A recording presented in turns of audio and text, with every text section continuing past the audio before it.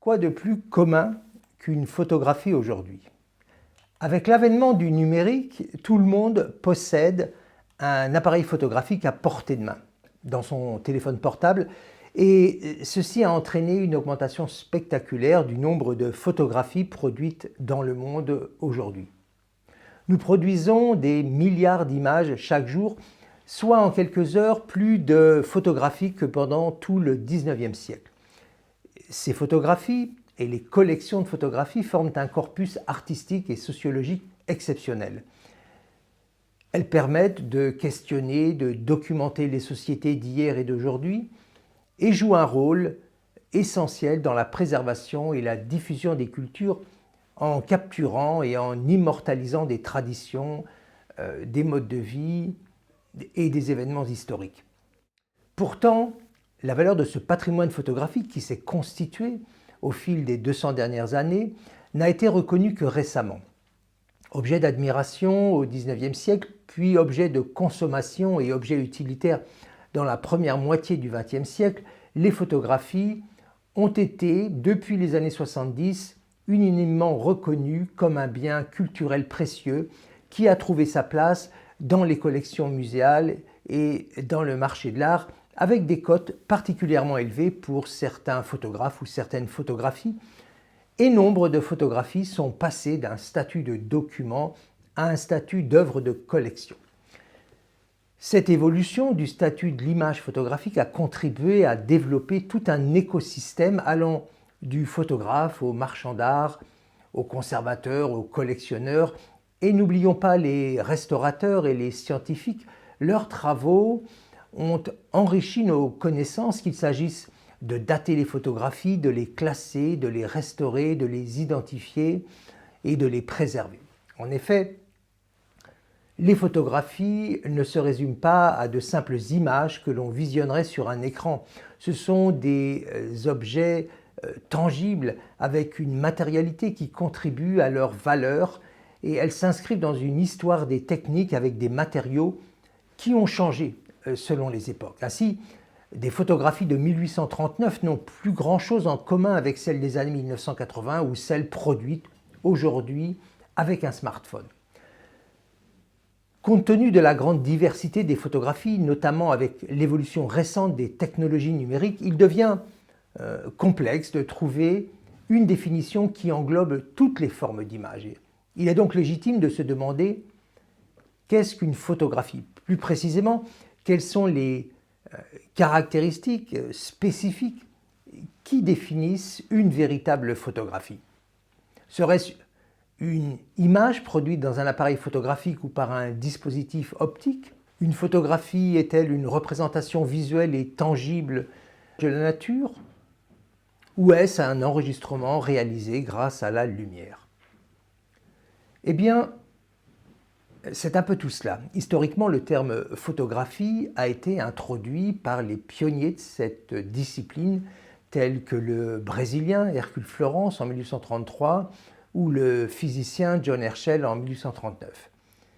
Ce terme photographie a été créé en combinant le terme grec photo pour lumière et graphie pour écriture et dessin et signifie littéralement écrire avec la lumière. Et jusqu'au XXe siècle, une photographie était définie comme une image durable produite par l'action de la lumière sur un support sensible, c'est-à-dire le résultat visible d'une réaction chimique entre la lumière et un support spécifique. Il n'était d'ailleurs pas question d'appareil photographique. Toute image durable qui s'imprimait par l'action de la lumière était considérée comme une photographie. Citons les photogrammes de Lady Anna Atkins obtenus en 1843 en disposant des algues sur un papier sensible à la lumière ou bien les photogrammes de moulinage. Aujourd'hui, ce mode d'enregistrement et de restitution photochimique d'une image est minoritaire, voire anecdotique par rapport à la masse d'images enregistrées et diffusées par les technologies numériques et visionnées sur un écran. La majorité créant la normalité, dans son acceptation courante, une photographie désigne désormais indistinctement aussi bien une impression en jet d'encre, une photographie ancienne obtenue par une réaction chimique ou une image immatérielle formée à partir d'un fichier numérique sur un écran, qu'elle soit issue d'une prise de vue ou générée par l'intelligence artificielle. Donc ce que l'on nomme photographie aujourd'hui n'a plus grand-chose à voir avec ce qu'elle était par les siècles passés. C'est dans la nature des choses que les termes persistent, mais les avancées techniques et technologiques entraînent une évolution de leur signification. Au XIXe siècle, une voiture n'avait rien à voir à ce que l'on entend par voiture aujourd'hui, ou lorsque mes collègues canadiens parlent de leurs chars, je sais bien qu'ils ne font pas référence à ce type de char. Il en est de même pour un objet photographique et c'est particulièrement notable dans les galeries d'art ou les départements de photographie de musées d'art moderne ou contemporain. De nos jours, ce qu'ils exposent et désignent par photographie sont le plus souvent des impressions à jet d'encre. Pour différencier les photographies issues d'impressions numériques de celles produites par des technologies anciennes, anténumériques, c'est-à-dire entre 1839 et 1990, les termes photographie argentique et photographie numérique sont couramment employés en France. Ces distinctions sont pertinentes lorsque l'on se réfère à la prise de vue, où l'appareil photo utilise soit un capteur électronique, soit une pellicule argentique. On parle alors de photographie numérique dans le premier cas et de photographie argentique dans le second. L'usage de ce vocabulaire doit se limiter à la technique de prise de vue et n'est pas approprié pour différencier différents types d'objets photographiques comme on l'entend trop souvent. L'expression photographie argentique pour définir les photographies anciennes ou traditionnelles et photographie numérique pour définir les photographies produites sur des imprimantes en sortie d'ordinateur sont ambiguës. En effet, le terme de photographie argentique serait correct si toutes les images avant l'ère du numérique avaient été réalisées avec de l'argent. Or, il y a de nombreuses photographies des 19e et 20e siècles produites avec d'autres choses, avec des sels de fer, avec du platine, avec des pigments, sans un gramme d'argent. D'autre part, les technologies numériques permettent d'imprimer sur des papiers photographiques noirs et blancs ou couleurs traditionnelles à base de sel d'argent, par exemple les imageurs d'Hearst Lambda. Ainsi, on utilisera le terme de photographie argentique uniquement pour des épreuves produites à partir de sel d'argent ou constituées de particules d'argent. Et bien sûr, cela implique d'être en mesure d'identifier les procédés photographiques argentiques, ce qui demande un peu de pratique. Se familiariser avec les techniques photographiques anciennes permet de désigner plus précisément une image à partir de son procédé de fabrication, de ses constituants ou de son nom historique, par exemple tirage à l'albumine, daguerréotype, impression à jet d'encre, tirage couleur chromogène, etc. J'évoquerai ces divers procédés dans un autre module. Voyons maintenant le sens de divers termes que j'utiliserai au cours de mes présentations. D'abord, épreuve. J'appellerai épreuve toute matérialisation d'une image par un procédé photographique, que ce soit un procédé d'impression numérique ou un procédé plus traditionnel. Ainsi, je pourrais aussi bien parler d'une épreuve daguerrienne que d'une épreuve à jet d'encre, une épreuve polaroid, une épreuve négative ou une épreuve positive, etc.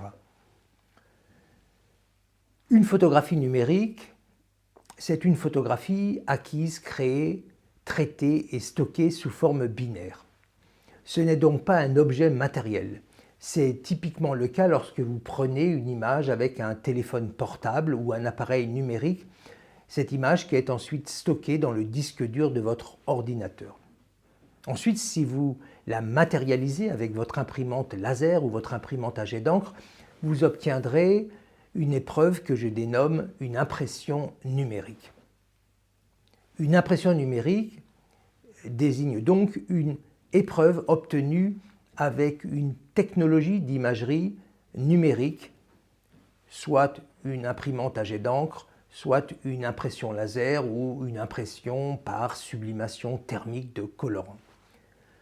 Enfin, s'il est besoin de le préciser, un négatif est une image dont l'échelle des valeurs de rendu est inversée par rapport à celle d'un sujet de référence. Les zones les plus claires du sujet sont traduites par les zones les plus opaques du négatif. Et inversement, les zones les plus sombres du sujet correspondent à celles les plus claires ou transparentes d'un négatif. À partir de ce négatif, on peut réaliser un tirage. Le tirage, c'est une épreuve obtenue à partir d'une matrice matérielle. La matrice est, dans cet exemple, un négatif, mais on peut réaliser des tirages à partir d'une diapositive, voire une matrice d'impression en métal, comme dans certains procédés photomécaniques. Pour conclure ce vocabulaire succinct, je souhaite rajouter quelques termes qui sont issus du marché de l'art. Ils ne renseignent pas sur la technique photographique, mais ils permettent de situer l'épreuve par rapport à la vie d'un photographe et à la chronologie de sa production. En effet, après la prise de vue, un photographe obtient généralement un négatif ou une diapositive, qui peut être à l'origine de plusieurs générations d'épreuves, tout au long de la vie du photographe et même après sa mort. Si l'épreuve est réalisée à une époque qui suit immédiatement celle de la prise de vue et on considère qu'un intervalle de quelques années est compatible avec cette qualification, eh bien ce tirage sera dénommé un tirage d'époque. Si le tirage est une épreuve définitive réalisée par le photographe ou sous son contrôle direct, à partir du négatif ou du fichier numérique original, indépendamment de la date de production, on le qualifiera de tirage original. Un tirage vintage est une expression anglo-saxonne qui désigne un tirage original et d'époque. Un tirage moderne sera une épreuve réalisée longtemps après la prise de vue, mais à partir du négatif original. Il est souvent réalisé par des tiers, mais peut être authentifié s'il est produit sous la supervision de l'artiste ou d'un représentant de l'artiste. Un tirage posthume est un tirage réalisé après la mort du photographe, souvent par un laboratoire ou un assistant ayant accès aux négatifs ou aux fichiers originaux. Même s'il est produit à partir des originaux, sa valeur est souvent inférieure à celle des tirages réalisés du vivant de l'artiste. Un tirage limité est une épreuve produite en un nombre restreint d'exemplaires. Chaque tirage est alors numéroté, généralement sous la forme 1/20, le premier exemplaire sur un total de 20, et ces tirages sont souvent accompagnés d'un certificat d'authenticité et peuvent être signés par l'artiste.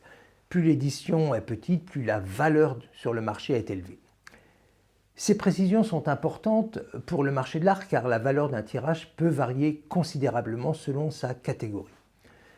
Sans information, sans documentation, il peut être particulièrement difficile de définir si un tirage est d'époque ou posthume. En effet, tout au long du XXe siècle, la même technique photographique a été exploitée avec des papiers photographiques au gélatino-bromure d'argent et il est parfois difficile de déterminer, même pour un œil expert, si un tirage a été réalisé dans les années 1940 ou 1980.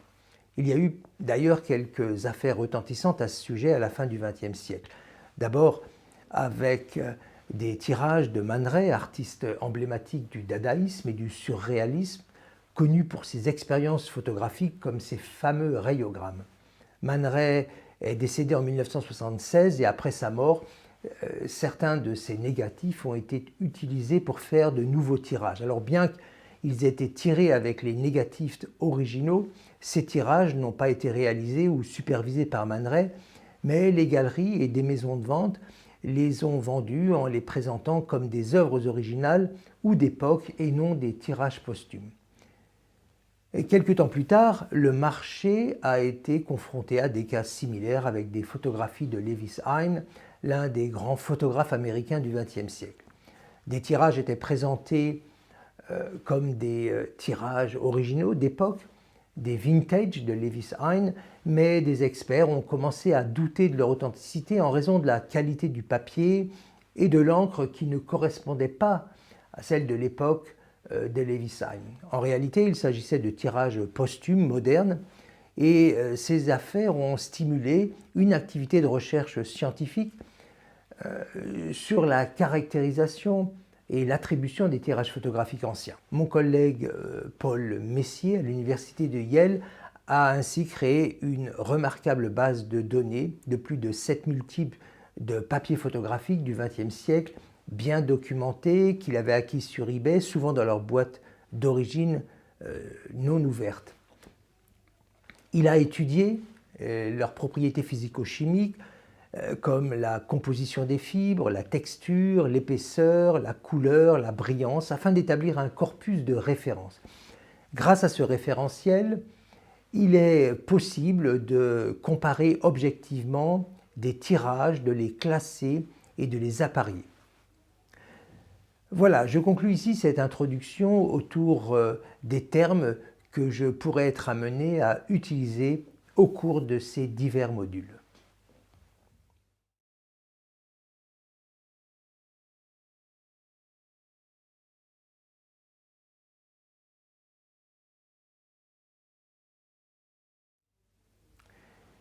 Une épreuve photographique est une étape de la production d'une photographie,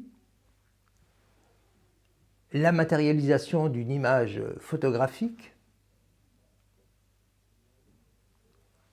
un essai de production en attente de validation par l'artiste,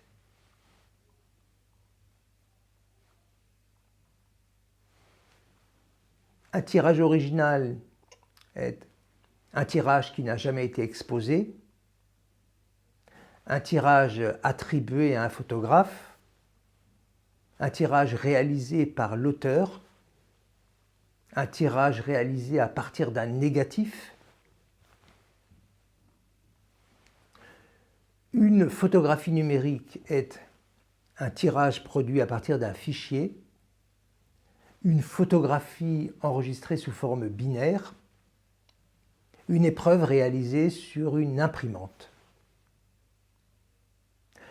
Une photographie argentique est une image réalisée avec des sels d'argent,